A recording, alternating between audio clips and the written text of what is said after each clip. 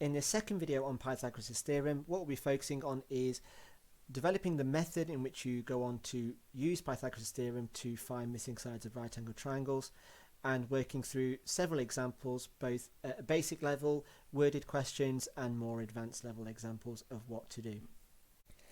Now, before we go into how we actually apply Pythagoras' theorem to actually find the lengths of missing sides of a right angled triangle, let's just have a quick refresh on what Pythagoras' theorem actually is. So the first thing we need to do is, when we've given a right angled triangle, we need to label the sides first. So we've got sides where the side that is opposite the right angle is always our longest side, and we always represent that with the letter C, and your two other sides are labelled A and B. Now, it doesn't really matter what sides are labelled A and B, as long as C is always the side that's opposite the right angle, then it's all good. Now, Pythagoras' theorem is that A squared plus B squared equals C squared. It's something that we'll recall in every Pythagoras question that we do, and it's definitely worth making a note of that diagram and that formula. Now, as always, when it comes to working with Pythagoras' theorem, or with most things in maths, it's all about the method. Now, when it comes to this, there are four simple things that you need to look out for when you are doing a Pythagoras question, or when you're really trying to find the lengths of a right angled triangle. So the first thing you want to do is label the sides correctly, which if you've not practiced, it's definitely covered in the previous video or in Pythagoras' theorem 1, where C is the longest side. And again, it's really important that you establish that. So if we just make the person a little bit bigger. So the key thing is that C is always the longest side. And also, what's also worth checking is that in a particular question, you'll be given two lengths of, just make sure that the units of each of the lines that you're working with are the same. Now, if they're not the same, so for example, if one length is in centimeters, another is in meters, or one length is in meters and the other is in kilometers, then you need to make sure that you convert the units so that they're all the same. Now, if you're not too sure which unit to use, it's usually stated in the question. So if the question says give your answers in centimeter squares, then you need to give your answers in centimeters. And so if it's giving you meters, you go for meters. But generally speaking, in these questions, you're always given two lengths. Now, from those two, you decide which one's going to be more common, and you go for the rule of thumb on that one. So you can kind of choose. If there's no indication in the question what unit they want you to use, you get free reign on deciding which unit to use in your final answer. Step 2 is you then need to quote Pythagoras' theorem, so A squared plus B squared equals C squared. So let's just quickly write that down. So in terms of Pythagoras' theorem, it's just a case of writing somewhere A squared plus B squared equals C squared, and then the next thing we then need to do is substitute the values into the formula. Now, if none of these steps make any sense to you, do not worry. When we go through some examples, I'll be recalling these 4 steps, so if you're not too sure, you can understand where it goes from there. Now, step 3, all we then need to do is, using our calculator, is we then need to solve for x, not forgetting to square root at the end. And again, this will make sense when we go through some examples. And then step 4 is checking the validity of your answer. Now, what this basically means is checking the validity of your answers is that C should always be the longest side. So in terms of what this means, it's just a case of checking. So check that C is always the longest side. Now, the next thing we then also need to be aware of is any particular issues with rounding. So if the question asks you to give your answer to 1 decimal place, then you give that, or 2 significant figures, that you're fully aware with what that means. And the final thing, which a lot of students tend to forget, particularly when they're doing textbook questions rather than exams, is don't forget to write down the units, which is also always important. So let's have a look at some example questions. Now, generally speaking, there are always going to be 2 types of questions you can get. You can get a question where you are asked to find out C, or you're asked to work out what the other 2 sides are, so either A or B, or what we call one of the smaller sides. So in this particular question here, so I'll just get a different colour pen. So let's just call this question 1. So we're asked to find C. So in this particular question, we're going to try and find the length of x. Now, for this, the first thing we want to do is label the triangle. So this is going to be my C. I'm going to call the 7 centimeters A and the 10 centimeters B. The next thing we then need to do is quote the formula. So I've got A squared plus B squared equals C squared. And then the next step was to substitute the numbers into this formula. Now before I do that, one thing I want to do is make sure that all the sides are the same units. So as you can see, side A is in centimetres, side B is in centimetres, and ultimately side C is also going to be measured in centimetres. So working from that, all I now need to do is substitute those numbers in. So A in this case is 7, so that's going to be 7 squared, plus B, which in this case is 10, so that's going to be 10 squared, and C in this case is X, so that's going to be X squared. Now for step 3, what I need to do now is solve this for X. So now if I work, now I can type this into my calculator and it will give me an answer. So that's going to be 49 plus 100, which equals 149, and that's all going to be equal to X squared. So if X squared is 149, then what I then need to do is I need to work out the value of X, and the opposite of squaring a number is to square root a number. So on my calculator, if I then type in the square root of 149, now depending on if you've got a modern scientific calculator, then a question might come up in third form. Now what we mean by third form is you might just get like a square root in your answer. Now if you've got one of the modern day calculators, if you just press the SD button or the sort of button that converts fractions and square roots into decimal equivalents, type that in and you should end up, if you've done this correctly, as 12.2065556.2. Now as you can see, we've got a really long decimal number, so to make that easier on myself, what I'm going to do is I'm going to round this number up to 1 decimal place. Now I'm measuring in centimetres. Now because in the question it didn't mention how they want me to round the answer, I'm just going to write it in brackets to say that I've rounded the answer up to 12.2. Now in terms of checking the validity of the answer, now because I'm trying to find C, my answer should be bigger than the two other sides. Now you can see that in the question my two other sides were 7 and 10, so my answer for C has to be bigger than these two numbers. One of these two, they're bigger than the biggest number here. So the biggest number length I've got is 10, so I asked myself, well, is my answer bigger than 10? Yes, so there's a good chance I've got this correct, and we can give ourselves a little bit of a happy face. So moving on to our next question, let's have a look. So again, I've got another question here, so let's just quickly label this as question 2. So the first thing I want to do is label the triangle. So again, I look out for the 90-degree angle. This side opposite is going to be C, and my other two sides are going to be A and B. Now again, I'm just going to quickly check to make sure they're all in units, which they are. So we're working in meters this time, which again has no impact at all. I don't have to convert them into centimeters. I'm just going to stick with meters. So again, I start off by writing down the formula, which is A squared plus B squared equals C squared.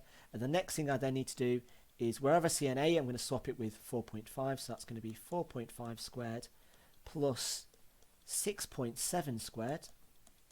And that's going to equal X squared. So now if I type this into my calculator, so 4.5 squared plus 6.7 squared, I get an answer of 65.14, and that equals X squared. Now you might end up with a fraction, you might end up with either a number that's longer than that, that's absolutely fine. So to work out the value of X, the last thing I need to do is square root that number. Now if you find that you have got a really long decimal and you don't want to type it in, the one thing I could do when I get to this final stage is press square root and then press the ANS function on your calculator. Now if you do that, it will certainly save you a lot of time, but also improve the accuracy of your answer. So if I square root that number, I get a final answer of 8.070935551, and if I round that number up, I'm going to get 8.1 meters. I was going to go centimeters there, but again, I've followed that 4th step of checking the units, so it's 8.1 to 1 decimal place. Now to check the validity of this answer, again I go back to my diagram. Is my answer bigger than the biggest side out of the three sides altogether? Well, yes, so that means then there is a good chance that this answer is correct. Before I continue with this question, before I carry on with this question, I need to convert that one odd side and convert that into meters. So 62 centimeters in meters is going to be 0.62 meters, and so this length are going to be the lengths that I use in the formula. So quoting the formula, I've got a squared plus b squared equals c squared. So substitute numbers in, I've got 0.62 squared plus 1.3 squared, and that equals x squared. So typing this into my calculator, I get 0.62 squared plus 1.3 squared, giving me an answer of 2.0744, and that equals x squared. So x equals the square root of that number. And again, if you ended up with a long number or you can't be bothered to type it in, then all you need to do is press the square root of ANDS. So square rooting that number, I get an answer that x equals 1.4402777751 meters. Now I can then round that answer up to one decimal place, so I get 1.4 meters, and then just check the validity of that answer. So I'm looking at, well, is 1.4 bigger than the two other sides? Well, it's certainly bigger than 0.62, and it's just marginally bigger than 1.3, so my answer of 1.4 looks correct. So the common theme with regards to those first three examples is that we were all trying to find the longest side. So let's have a look how the method differs when we're trying to find one of the smaller sides. So again, going through the steps of labelling the triangle first. So I look out for my right angle, label the side that's opposite it C, and label the other two sides A and B. Now, to make your life a little bit easier, if this is the case, if you can see that when I wrote down C, there is a number on that side, so I already know the length of C. Now, in terms of labelling the A and B, now I'll be honest, it doesn't really make a difference, but to make your life a little bit easier, try and label your X side A, and then label the other side B. Now again, it's just so that it's clear understanding of what you need to do, but hopefully it should make a little bit of sense there. So again, starting by writing down the formula, so I've got a squared plus b squared equals c squared. I'm now going to replace the numbers with the letters. So I've got x squared plus b, which is 5 squared, equals 10 squared. Now, working out the numbers, I've got that x squared plus 5 times 5, or 5 squared is 25, equals 100. Now I need to try and get x by itself, and at the moment I've got this plus 25, so what I need to do is take away 25 and take it to the other side. So I've got that x squared equals 75. Then x equals the square root of 75, in which if I type that into my calculator, I get an answer of 8.66025438, and if I round this number up, I get that x equals 8.7 centimeters to one decimal place. So again, going back and checking the validity of this answer. Now, because I'm not finding one of the longest sides, I look at C and I'm expecting an answer that is going to be smaller than 10 centimeters, because C has got to be the longest side. So I look at my answer and I see, well, is it smaller than 10? Yes. So again, there is a very good chance that I've got this correct.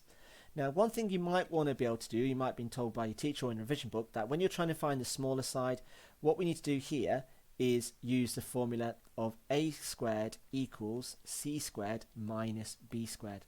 Now, the difference with regards to this is this stage here. We're actually not adding the two square numbers together, we are taking away, which again is a common theme that we need to look at, and we will look at near the end of the presentation of this. So moving on to our next question, again we're working out one of the smallest sides. So if I start by labelling the triangle out, look out for my little square, that's going to be C, X is going to be A, and this is going to be B. So I know straight away that as X is on the one as A, then I'm looking for one of the smaller sides, so I kind of know what I need to do. So here I write down the formula of a squared plus b squared equals c squared. I then substitute the numbers in, so I've got x squared plus 4.5 squared is going to equal 18.7 squared. I'm going to take this over to the other side, so I've got x squared equals 18.7 squared minus 4.5 squared. And again, I'm doing this slightly different to how I did in the previous example, but generally speaking the numbers should be the same. So I've got 18.7 squared minus 4.5 squared, and that gives me an answer of 329.5 18.44. Now, thing that's worth adding on this is that x squared should never be negative. Now, if you end up with a negative answer, you've definitely gone wrong somewhere, and it's worth just double checking your working. So make sure that regardless of whether you're finding C or what the longest side or finding out A or B, one of the smaller sides, is that your x squared value should never ever be negative. Now, if it is negative, there's a good chance you've probably got these two numbers the wrong way around. So always make sure that the biggest number comes first, regardless of when you're adding, subtracting, as a rule of thumb. So going back to the question, what I now need to do is square root 329.44. And if I type that into my calculator, so square root of 329.44, I get an answer of 18.15048209, which rounded up gives me x equals 18.2 meters to 1 decimal place. Now again, checking the validity of this answer, I look at the longest side, which is 18.7. A has got to be smaller than that longest side, which, looking at my answer, is just that. So moving on to our next example, let's have a look at what that is. So again, here we've got another triangle, but the first thing I notice is that not only have I got to work out what the small and smaller sides are, and I've done that by labeling the triangle, but I also notice the units. Now this is giving me in meters, this is giving to me in centimeters, and as you can see, looking at x, that's given in centimeters. So they're kind of implying that I want the answer in centimeters. Now if it doesn't say that, it's just a number with no units, you can choose whichever if it's not mentioned in the question. So it's just a case of writing down what we're looking at. So again, looking at this, I convert the meters into centimeters, so that's going to be 230 centimeters, and this is the number I'm going to use instead of the 2.3. So starting off by writing down the theorem. Now again, if you're doing a load of these questions, then feel free, you don't have to constantly write down the formula, you get it, but it's just a good way of remembering it is by writing it down. So substitute the numbers in, I've got x squared plus 230 squared equals that's wrong, sorry, it's going to be 87 squared. So again, very easy to make a silly mistake, just like I almost did there, equals c squared. We then take this to the other side, so x squared is going to be equal to 230 minus 87 squared, and if I type that into my calculator, so 230 minus 87 squared, I get an answer of 45331. Now you can know straight away that there's no way that this could be your final answer, so it's always important you allow an element of common sense. So because the numbers I'm working with are 230 and 87, so getting an answer of 45,331 should be ringing alarm bells saying, right, there's something not right with that answer. And what I've not done here is square rooted that number. So if I square root the number of 45331, just excuse the lag, and I work that out in on my calculator, so square root of the answer, I get an answer of 212.9 centimeters to 1 decimal place. And again, just worthy of just a couple of seconds of your time. So here I'm trying to find the smaller side, so the longest side is 2.3 or 230, so I'm expecting an answer that's smaller than 230. Is my answer smaller than 230? Well, yes it is, so there's a good chance I've got this right. Now once you've moved away from triangles, there are some worded questions that may not necessarily scream to you that they are Pythagoras questions, but sometimes they are. Now when you end up with a worded question, one thing that I would recommend that you do is draw a diagram. Now this is not an art lesson, so it's important that there shouldn't be any fear or anxiety about what your diagram is going to look like. So from this, let's have a look at, so draw a diagram first. So let's read the question as it is. So window cleaner has a ladder measuring 3 meters and places the foot of the ladder 70 centimeters away from the wall. How high up the wall does the ladder reach? So if I imagine this is my wall, and let's just give the impression that it is a wall. And here is the ground. So the window cleaner has placed a ladder that measures 3 meters. So that's 3 meters. And we also know that it's 70 centimeters away from the wall. And what the question's asking me is, how high is the ladder up the wall? And that's what the question's asking me. Now, hopefully from my diagram, you can kind of spot a right angle triangle. And the right angle triangle is just here. There. So now if I take the triangle out and just do a little sketch on the side. So here is my x, this is going to be 3, and this is going to be 70 centimeters. Now, straight away, I can see that the units are different, so I need to convert them. Now, I could choose whether I want to work in meters or centimeters. Again, it doesn't really matter. So what I need to do is convert the 3 into 300 centimeters, or convert the 70 centimeters into meters, so you can choose from there. So start off by writing the formula out. So I've got a squared plus b squared equals c squared. Now I'm probably going to give my answer in meters just because it's working with smaller numbers, but again, shouldn't really make a difference, and I'll type in the answer what you should have if you've done it correctly in centimeters. So substitute numbers in. So let's first label the triangle. So this is going to be c, that's going to be a, and that's going to be b. So I'm trying to find one of the smaller sides. So I've got x squared plus, and we said we're going to work in meters, so it's going to be 0.7 squared equals 3 squared. So x squared is going to equal 3 squared minus 0.7 squared. And if I type that into my calculator, so I've got 3 squared minus 0.7 squared, I get an answer of 8.51. And then as it's equal to x squared, I need to work out the value of x. So if I square root 8.51, I get an answer of 2.9 to 1 decimal place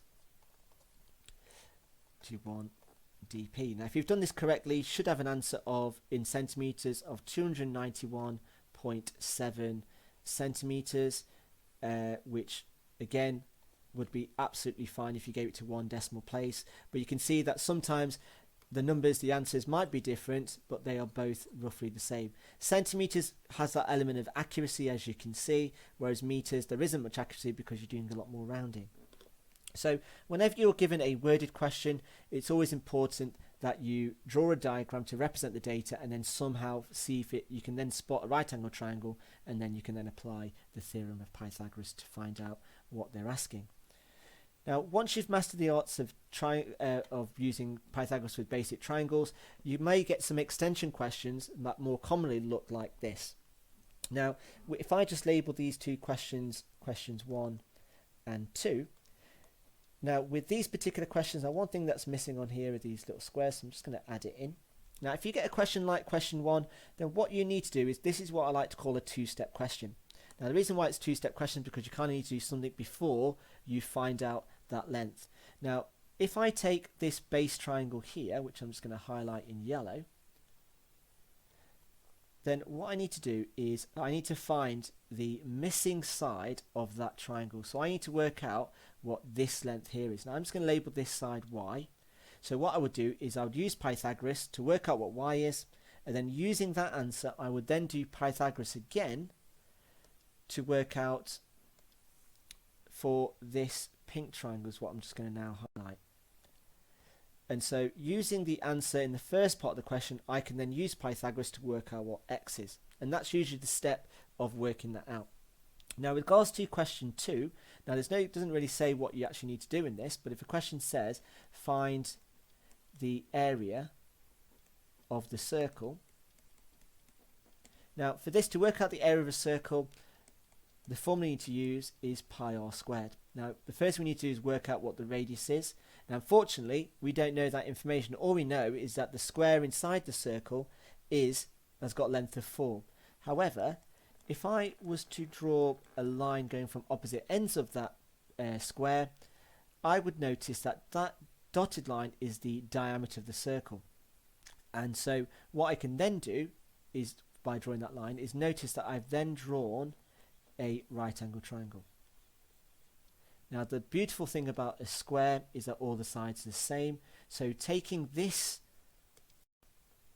triangle out, and if I just do a little sketch, so if I take that triangle out, I've got this is 4, and this length here I'm going to call D, which is the diameter of this of the triangle, of the circle rather. So once I've worked out the diameter is going to be equal, the diameter divided by 2 gives me the radius, and once I've got the radius I can then use this formula to work out what the area of that circle is going to be. So you kind of need to think outside the box. It's certainly a much higher level question, but something that you do need to think about. So it's all about drawing diagrams, trying to draw, see if you can write down and describing what you can see, and hopefully if you can see a right angle triangle and you're trying to find missing lengths, there is a very good chance it's going to involve Pythagoras. So just to summarize, one thing that I would probably make a note of is just this. So to start off with is when you are trying to use Pythagoras, you're either going to be finding the longest side or you're going to find the shorter side. Now when you're trying to find the longest side, one technique you could do, now the method I've showed you is probably the preferred way of doing it, but if what I've done makes absolutely no sense, then you can follow these simple steps. So the first thing you want to do is square the two numbers you know. So square the two numbers of the sides. The next thing you then need to do is add them, which I'm just going to put in capitals because it's really important, and then the final step you then need to do is square root your answer. And making sure that you can spell square, which clearly I didn't there. And then you square root your final answer. Now when you are trying to find one of the smaller sides, so finding a smaller side, which again, remembering that when you're trying to find the longest side, it's always letter C, and when you are trying to find one of the smaller sides, it's either A or B, which I said tends to be easier if you let's label it A. So again, the first step is exactly the same. So square the two sides that you know. So square the two numbers. Now the most important thing with this is then you then subtract the two answers. Subtract, and it's always the biggest minus the smallest, so you don't get a negative answer. And then the final step you then need to do is square root your answer. And so if you're struggling with what I've kind of showed you in the correct way of doing it, then what you might find easier is following these steps. And so again, it's a case of just deciding what it is you're doing and then follow the 3 steps. So again, the key thing to remember, the main difference of when you're finding a longer side to when you're finding a smaller side is that second step. When you're longest side, you add the 2 squares together, and when you are finding one of the smaller sides, you subtract your answer. But again, in that 4th step, it's about checking the validity of your answer. If you're expecting a smaller number, then you get a bigger number, then there's probably a good chance you've added and not subtracted. And likewise, if you've ended with a number that's smaller than what you expected, there's a good chance you've subtracted when really you should have added your answers together. So whenever you get a Pythagoras question, always try and remember those 4 steps. And by applying those 4 steps, hopefully this should be a lot easier for you to work with. It's definitely worth a lot of practice. I know sometimes it can be a little bit more confusing, but with practice you will definitely get there. And like I said, if you have any problems at all, drop me an email at 162maths@gmail.com. And if you would like a accompanying worksheet, you can also email me at that as well. But I certainly would recommend practice of these particular questions.